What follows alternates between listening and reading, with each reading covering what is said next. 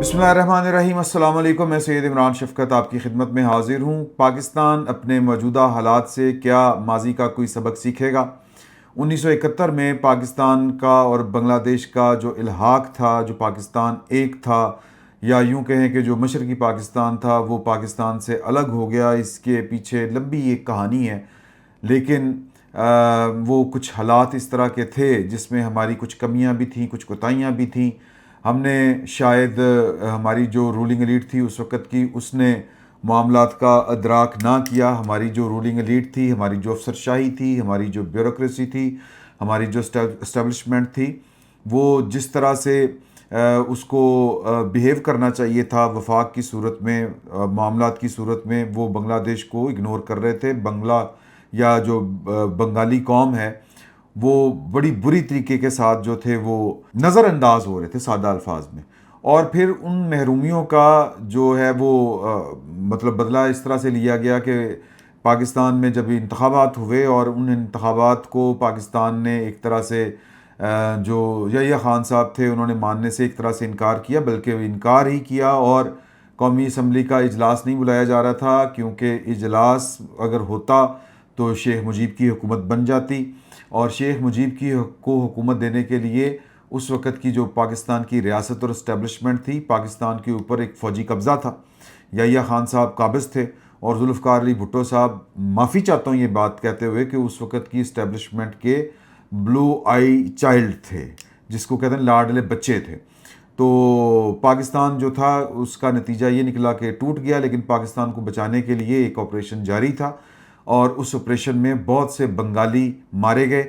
अब ये बड़ा पेचीदा मामला है। पाकिस्तान का केस और पाकिस्तान की कौम का केस, पाकिस्तान की रियासत का केस मुख्तलिफ है, जो बंगाली हैं उनका केस मुख्तलिफ है, और जो पाकिस्तान के अवाम है और पाकिस्तान की जो इंटेलिजेंशिया है उनका केस ज़रा मुख्तलिफ है। पाकिस्तान की इंटेलिजेंशिया तब भी उस ऑपरेशन के ख़िलाफ़ थी। पाकिस्तान की इंटेलिजेंशिया अब भी जो है वो बंगाल के बंगालियों के उस पुराने मौक़िफ़ के साथ थी, लेकिन पाकिस्तान की इस्टेब्लिशमेंट का ये मौक़िफ़ था, ये बात अपनी जगह के ऊपर दुरुस्त भी थी और किसी हद तक दुरुस्त थी। सारी मुकम्मल तौर के ऊपर नहीं कही जा सकती। ज़ाहिर है कि जब आपकी कोई कमी कोताही होगी, जब आपका कोई वीक पॉइंट होगा, जब आप किसी मामले के ऊपर कमज़ोर होंगे, या आप यूँ कहें कि आपकी कोताही होगी, तो आपका दुश्मन आपकी उसी कमज़ोरी से फ़ायदा उठाएगा। बिल्कुल उसी तरह के जिस तरह जो हमलावर होता है वो किले के उस हिस्से के ऊपर ज़्यादा मंजनीकों से पत्थर फेंकता है जहाँ पर किले की दीवार कमज़ोर होती है, और ये मुखबरी के साथ होता है।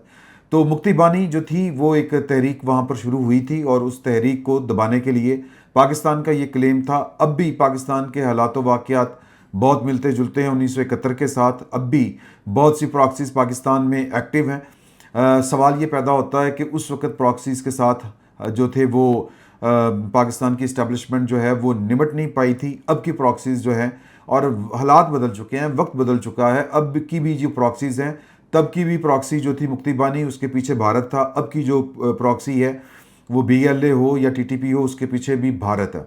मैं आज की बात बाद में करूँगा, लेकिन मैं माजी का एक हल्का सा आपको वाक़या या ये हवाला दे के आगे चलते हैं, आज की खबर के ऊपर आते हैं कि उस वक़्त फिर उस ऑपरेशन जब किया गया, यानी कि मुक्ति बानी की तहरीक जिसके पीछे इंडियन था, इंडियन इस्टेब्लिशमेंट थी, इंडियन फ़ौज थी, इंडियन हुकूमत थी, उसका कला कमा करने के लिए जो ऑपरेशन शुरू किया गया था वो ऑपरेशन कामयाब नहीं हो सका।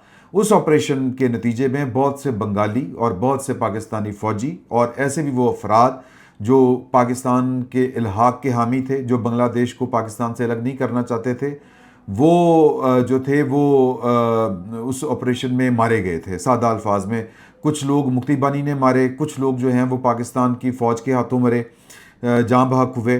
तो बांग्लादेश का पहले दिन से ये मुतालबा रहा है। इवन पाकिस्तान ने बांग्लादेश की हुकूमत को जुल्फ़िकार अली भुट्टो साहब के दौर में जब दूसरी इस्लामी सरबराही कॉन्फ्रेंस हुई थी, तो यहाँ पर शेख मुजीब साहब उस इस्लामी सरबराही कॉन्फ्रेंस में शिरकत करने के लिए आए थे।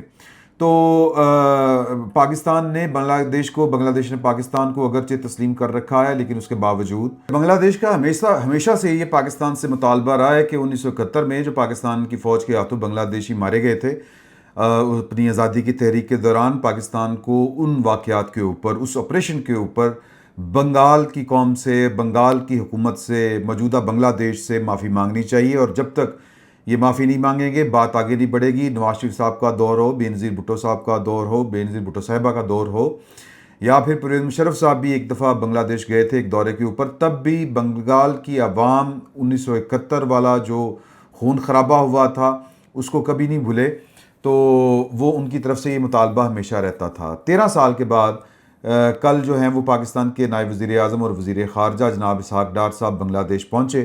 آپ کو پتہ ہے کہ بنگلہ دیش میں جو حسینہ واجد صاحبہ کی جماعت کے خلاف کچھ غیر سیاسی جو طلبہ تھے ان کی تحریک شروع ہوئی تھی، اور اسی تحریک کے نتیجے میں بالآخر حسینہ واجد صاحبہ جو کہ بنگلہ دیش، ان کے والد شیخ مجیب تھے اور وہ معمار تھے، اور پاکستان کے خلاف نفرت، بھارت کے ساتھ دوستی ان کی گھٹی میں شامل تھی، اور لیکن چونکہ یہ پاکستان کے حوالے سے ان کی نفرت جو تھی وہ بھی اٹوٹ تھی، تو جب یہ اسٹوڈنٹس کی تحریک شروع ہوئی اور اس تحریک کے بدلے میں جب حکومت نتیجے میں گئی حسینہ واجد صاحبہ کی، تو پھر وہ انہوں نے پناہ اس وقت بھی لی بھارت میں جا کے، وہ اب بھی بھارت میں پناہ گزین ہیں، اور ایک سینٹیمنٹ جو ہے وہ بنگلہ دیش میں وہ پاکستان کے ساتھ ان کی خصوصی ایک محبت کا ایک تاثر جو ہے وہ ہے۔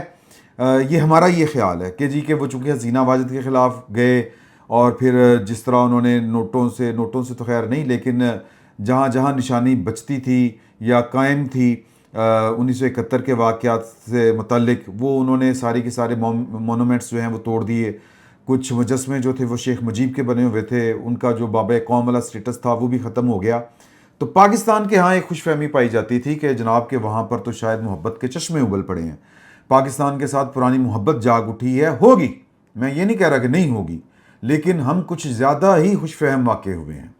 تو کل جو تھے وہ پاکستان کے وزیر خارجہ وہاں پر پہنچے، اور یہ جن سٹوڈنٹس نے وہاں پر تحریک چلائی تھی، اور اس تحریک کے نتیجے میں جو ہیں وہ حسینہ واجد کی حکومت ختم ہوئی تھی، وہ طلباء کی چونکہ حیثیت غیر سیاسی تھی، لیکن اب وہ ایک سیاسی حیثیت ہو چکی ہوئی ہے، تو اب انہی طلباء نے، اسٹوڈنٹس نے ایک سیاسی جماعت جو ہے وہ نیشنل سٹیزن پارٹی کے نام سے وہ وجود میں وہ لے آئے ہیں، اور اس وقت بنگلہ دیش کا جو نظام و انصرام ہے، انتظام و انصرام، وہ یا نظام آپ یوں کہہ لیں، وہ سارے کا سارا یہی ایک عبوری سیٹ اپ کے ذریعے چلایا جا رہا ہے، جس کے پیچھے جو ہے وہ این سی پی ہے۔ تو جو مشیر ہیں خارجہ کے، اس این سی پی کے بینر کے نیچے ان کا جو نام ہے وہ اختر حسین ہے، اور یہ جو ہیں وہ آپ کہہ سکتے ہیں کہ این سی پی کے سیکرٹری جنرل بھی ہیں۔ ان کی ملاقات ہوئی اور ہمارے وزیر خارجہ کے ساتھ، اور بی بی سی رپورٹ یہ کر رہا ہے کہ پاکستان کے ڈپٹی وزیر اعظم اور وزیر خارجہ اسحاق ڈار 2 روزہ سرکاری دورے پر بنگلہ دیش میں موجود ہیں۔ دونوں ملکوں کے درمیان حالیہ برسوں سرد مہری کا شکار تعلقات کے تناظر میں اس دورے کو اہمیت کا حامل قرار دیا جا رہا ہے۔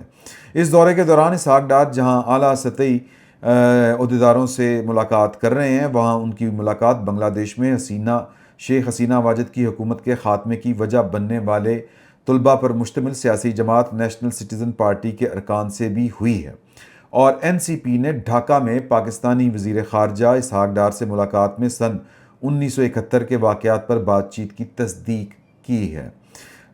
ہفتے کو اسحاق ڈار سے ملاقات کے بعد این سی پی کے سیکرٹری اختر حسین نے صحافیوں کو بتایا کہ پاکستان کے ساتھ تعلقات آگے بڑھانے سے قبل 1971 کے معاملات سے نمٹنا چاہیے، اور اسحاق ڈار سے ملاقات میں ہم نے اس معاملے کو اٹھایا ہے۔ این سی پی میں شامل طلباء نے گزشتہ برس اگست میں حسینہ واجد حکومت کا تختہ الٹنے میں اہم کردار ادا کیا تھا۔ تو میں نے جس طرح یہ آپ کو میں نے پس منظر بتا دیا ہے، اور وہ جو ہیں وہ ابھی اسی بات کے اوپر رکے ہوئے ہیں۔ میں آپ کو 2 حوالے دوں گا، کیا یہ جو 1971 کے واقعات تھے اور جو اب پاکستان کی صورتحال ہے، خصوصاً بلوچستان کی، جہاں پر بی ایل اے بڑی ایکٹیو تھی، یہاں پر ماں رنگ بلوچ بڑی ایکٹیو ہیں، اور وہاں پر شیخ مجیب تھے، کیا ہم جو ہے وہ ماں رنگ بلوچ کو سننے سے انکار کر کے، یا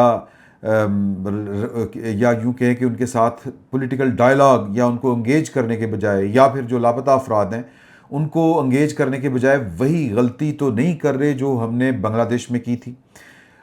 بہت سے لوگوں کا یہ خیال ہے کہ پاکستان کی اسٹیبلشمنٹ اور خصوصاً پاکستان کی انٹیلیجنشیا اور خصوصاً جو پنجابی قوم ہے یہ 1900 اور یہ بات کون کرتے ہیں؟ یہ بلوچ بات کرتے ہیں.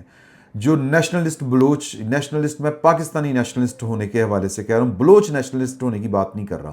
وہ جو پاکستان کی بات کرتے ہیں، آئینی پاکستان کی بات کرتے ہیں، دستور پاکستان کی بات کرتے ہیں اور آئینی فریم ورک کے اندر رہ کر کام کرنے کی بات کرتے ہیں، ان کا یہ کہنا ہے ہو سکتا ہے کہ وہ ریاست کے ساتھ جڑ کے زیادہ فوائد حاصل کرنے کے چکر میں ہوں، اس لیے وہ یہ والی بات کر رہے ہوں کہ جی کہ جو پنجابی انٹیلیجنشیا ہے، جو پنجابی ہے، وہ چونکہ کانشیس ہے، گلٹی کانشیس ہے 1971 کے واقعات کا، بنگلہ دیش کے سقوط بنگال کا یا سقوط ڈھاکہ کا، وہ خود کو ذمہ دار سمجھتا ہے، غیر ارادی طور کے اوپر بھی، لاشعوری طور کے اوپر بھی. تو اس کے ذہن میں لاشعوری طور کے اوپر ایک احساس جرم ہے کہ ہم وقت کے اوپر کھڑے نہیں ہوئے، ہم وقت کے اوپر بولے نہیں. تو اب پاکستان میں اگر کوئی پاکستان کے خلاف جا رہا ہو، ایون کہ پنجابیوں کو تاک تاک کے، ان کے شناختی کارڈ تلاش کر کے، ان کی شناخت کو پنجابی جب ثابت ہو جائے یا پنجابی ثابت ہونے کے اوپر ان کو قتل بھی کر دیا جائے، تو ان کا رویہ بڑا ڈیفینسو ہوتا ہے، یہ اگریسو نہیں ہوتے. اس کے پیچھے وہ 1971 کا جو ٹراما ہے، جو واقعات ہیں، جو المیہ ہیں، وہی ہے، اور وہ اس واقعے کو اپنے آپ سے جوڑتے ہیں، اپنے سیاسی کردار سے جوڑتے ہیں، اس لیے زیادہ محتاط ہو جاتے ہیں، ڈرے رہتے ہیں، سہمے رہتے ہیں. اس لیے جب کوئی صریحاً پاکستان کے آئین کی خلاف ورزی کر رہا ہو، جب کوئی صریحاً پاکستان کے مفادات کے خلاف چل رہا ہو، جو اینٹی اسٹیبلشمنٹ تو چھوڑیں، جو اینٹی پاکستان بھی ہو، تو اس کو یہ اینٹی اسٹیبلشمنٹ تصور کر کے بات کو آئی گئی کر دیتے ہیں. تو لہٰذا پنجابیوں کو اپنا قبلہ تبدیل کرنا پڑے گا، پنجابیوں کو اپنا انداز فکر تبدیل کرنا پڑے گا. ابھی ایک یہ تھاٹ ہے، اور دوسری تھاٹ وہ ہے جو ایمان حاضر مزاری کی ہے. اور جو کل جو ہے وہ کچھ لاپتہ افراد سے متعلق ایک کوئی سیمینار تھا، کوئی محفل تھی ایک، وہاں پر اطہر من اللہ صاحب موجود تھے، اور اطہر من اللہ صاحب سپریم کورٹ کے جج ہیں، اسلام آباد ہائی کورٹ کے وہ چیف جسٹس رہے. اور وہ گفتگو کرتے ہوئے آمنہ مسعود جنجوہ اور مہارنگ بلوچ کا ذکر کرتے ہوئے کہا کہ جب ان کے ساتھ اسلام آباد کی سڑکوں کے اوپر نامناسب رویہ ہوتا ہے تو ہمارا سر شرم سے جھک جاتا ہے. اور ہمیں انہوں نے کہا تھا کہ ہمیں ایک انڈیپینڈنٹ جو ہے عدلیہ کی ضرورت ہے، ہمیں انڈیپینڈنٹ ججز کی ضرورت ہے. تو اس فقیر کا یہ بہرحال اپنا اعتراض اپنی جگہ پر موجود ہے کہ اس طرح کے جو اطہر من اللہ صاحب جیسے کریکٹر ہیں ان کے، اور پھر وہ جج 6 جج جنہوں نے خط لکھا تھا، انہی کے وہ تلاش کردہ ہیرے ہیں، یہ سیاسی ڈرامے بازی کرتے ہیں. ہمارا بطور قوم، بطور پاکستانی المیہ یہ ہو چکا ہے کہ ہمیں پتہ نہیں کہ سچ کہاں پہ کھڑا ہے، حق کہاں پہ کھڑا ہے، اصول کہاں پہ ہے، اور ڈرامے بازیوں کی جو بہتات ہے. اب یہ ڈرامے بازی نہیں تو اور کیا ہے کہ اطہر من اللہ صاحب یہ کہیں گے کہ ہمیں انڈیپینڈنٹ جج چاہیے، تو آپ انڈیپینڈنٹ ہو جائیں بھائی جان. اس قوم کو کیوں بھٹکا رہے ہیں، کیوں کنفیوز کر رہے ہیں؟ اسی طرح میرا پہلے دن سے یہ استدلال ہے، اگر آپ کو یاد ہو کہ جب 6 ججوں نے خط لکھا تھا کہ ان کو انقلابی ہونا آج کیوں یاد آیا، اور یہ انقلابی کیوں ہو رہے ہیں، یہ آئینی کیوں نہیں ہو رہے. آئین نے ان کو یہ اختیار دیا ہے کہ اگر ان کی عدالتی کارروائی میں کوئی رکاوٹ کھڑی کرے تو اس کو وہ توہین عدالت کا نوٹس جاری کر کے سزا دے سکتے ہیں، وہ چاہے اس ملک کا چیف آف آرمی سٹاف ہو، چاہے وہ اس ملک کا D G I S I ہو، چاہے وہ اس ملک کا کوئی بہت بڑا ٹینٹے خاں وزیر اعظم کیوں نہ ہو. اسی سپریم کورٹ نے پاکستان کے ایک وزیر اعظم کو سزائے موت دی، اسی سپریم کورٹ نے پاکستان کے ایک وزیر اعظم کو نااہل کیا، اسی سپریم کورٹ نے پاکستان کے ایک منتخب وزیر اعظم کو توہین عدالت میں ٹل دا رائزنگ آف کورٹ سزا سنائی، اور نتیجتاً اس کو نااہل ہونا پڑا، وہ اس کو گھر جانا پڑا. تو یہ سپریم کورٹ اس وقت تو بڑی انقلابی تھی، اس وقت تو اس کو وہ آئین بڑا یاد تھا ازبر. یہ اب جو ہے وہ اپنا آئینی اختیار استعمال کرنے کی بجائے آج بھی اطہر من اللہ صاحب یہ بلوچ قوم کے کندھوں کو استعمال کر رہے ہیں اپنے پولیٹیکل ایجنڈے کے تحت. ہماری یہ بدقسمتی ہے. اطہر من اللہ صاحب اپنے فیصلوں کے ذریعے بولیں، سیاسی ڈرامے بازی مت کریں، یہ میرا استدلال ہے. بالکل اسی طرح 6 ججوں سے متعلق کہ وہ اپنی آئینی پوزیشن کو استعمال کریں، جو ان کو کام نہیں کرنے دیتے ان کے خلاف توہین عدالت کے نوٹس جاری کریں، اور اگر وہ ان میں ناکام رہتے ہیں تو ایک فیصلہ وہ یہ بھی کر سکتے ہیں کہ وہ عدلیہ کو ایسی عدلیہ کے اوپر لعنت بھیج کے گھر جا سکتے ہیں, چھوڑ سکتے ہیں. نوکری بھی نہیں چھڑنی اور ڈرامے بازیاں بھی کرنیاں نے اور قوم کو بیسیکلی گمراہ کرنا ہے, یہ ہے مقصد. تو کیا ہم گمراہ تو نہیں ہو رہے؟ یہ بھی اپنی ایک جگہ کے اوپر پوائنٹ ہے, بلوچستان کے حوالے سے, ٹی ٹی پی کے حوالے سے, کے پی کے حوالے سے, عمران خان صاحب کے حوالے سے.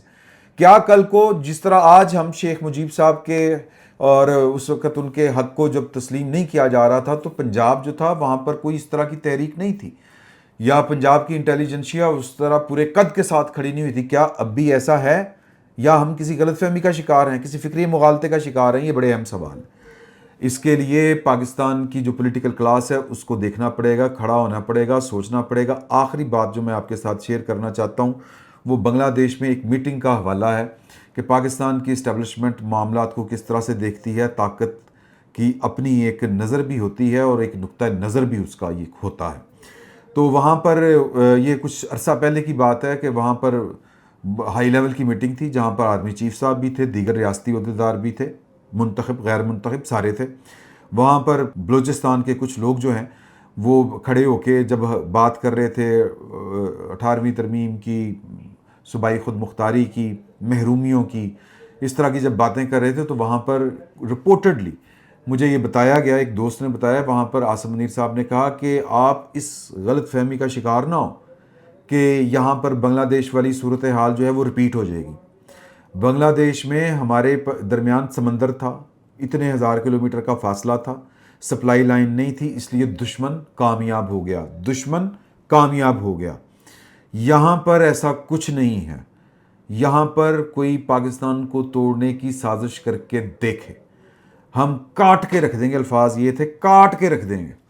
تو ایک نقطہ نظر, اور میں سمجھتا ہوں کہ ایک فوجی افسر کو ایسے ہی کہنا چاہیے, ایسے ہی بولنا چاہیے. ٹی ٹی پی ہو, بی ایل اے ہو, یہ پراکسیز ہیں, لیکن اس کے ساتھ ساتھ یہاں پر کچھ دیگر معاملات بھی ہیں جن کو ہمیں سیاسی طور کے اوپر ٹیکل کرنا ہے. اور یہ معاملات کس کے ہیں؟ یہ معاملات کون چلا سکتا ہے, کون چلا رہا ہے؟ کل جو ہے وہ سیاسی ڈائلاگ کی بات کی, لیکن اس کا جو کینوس ہے وہ چھوٹا ہے, اس میں کوئی شک نہیں. جناب رانا ثناء اللہ صاحب نے, تو اس کے جواب میں دنیا ٹی وی نے, روزنامہ دنیا کی خبر ہے کہ اسد قیصر صاحب نے اس کا جو جواب دیا وہ یہ تھا کہ جی انہوں نے کہا کہ ہم حکومت کے ساتھ, کسی حکومت کے ساتھ سیاسی مذاکرات نہیں کرنا چاہتے, ڈائلاگ نہیں کرنا چاہتے, سیاسی قوتوں سے ڈائلاگ ہو سکتے ہیں. اس حوالے سے سابق وزیر اعظم نواز شریف صاحب کو قدم بڑھانے کی ضرورت ہے. اب یہ بات انہوں نے جو کہی ہے یہ دنیا نیوز سے انہوں نے گفتگو کرتے ہوئے کہی ہے. انہوں نے کہا کہ سیاسی قوتیں ہی مل بیٹھ کر ملک کو ہائیبرڈ سسٹم سے نجات دلا سکتی ہیں, حقیقی جمہوریت اور 1973 کے آئین کی بحالی کو یقینی بنا سکتی ہیں, لیکن اس کے لیے سیاسی قیادت کو آگے بڑھنا چاہیے. بلا شبہ قومی ایجنڈے پر ڈائلاگ آج کی بڑی ضرورت ہے, جس کے لیے اہل سیاست کو سنجیدگی دکھانا ہوگی. اب یہ ساری باتیں بہت اچھی ہیں, لیکن مسئلہ یہ ہے کہ کیا وہ جو بیٹھ کے ہمیں بتا رہا ہے کہ یہ یحییٰ خان پارٹ 2 ہے, 1971 ریپیٹ ہو سکتا ہے, اور آج پاکستان کو 1971 کے واقعات کے اوپر ایک ریاست کی طرف سے معافی کا مطالبہ ان کی طرف سے سامنے آ رہا ہے, تو کیا ہم ماضی کی کسی غلطی کو دہرا تو نہیں رہے؟ یہ بھی اپنی جگہ کے اوپر ایک حقیقت ہے. اسی کے ساتھ یہ سوال بھی اٹھتا ہے اسد قیصر صاحب کا جو استدلال ہے اس کے جواب میں کہ یہ بات ان کو جا کے عمران خان صاحب کو بھی سمجھانی چاہیے, جو 1971 کے ذمہ داروں کو آج بھی مجرم گردانتے ہیں لیکن بات انہیں سے کرنا چاہتے ہیں. اتنی تو پولیٹیکل سینس جو ہے وہ اس سے زیادہ پولیٹیکل سینس تو وہ اسد قیصر صاحب میں, جو کہہ رہے ہیں کہ سیاسی قوتوں کو بیٹھنا پڑے گا.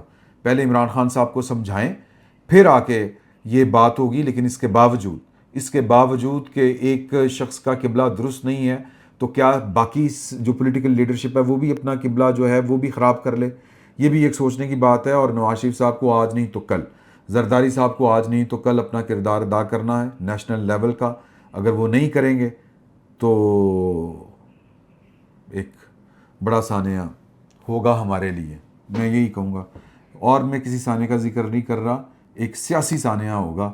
باقی دیکھتے ہیں کیا ہوتا ہے. اجازت دیجیے, اللہ حافظ.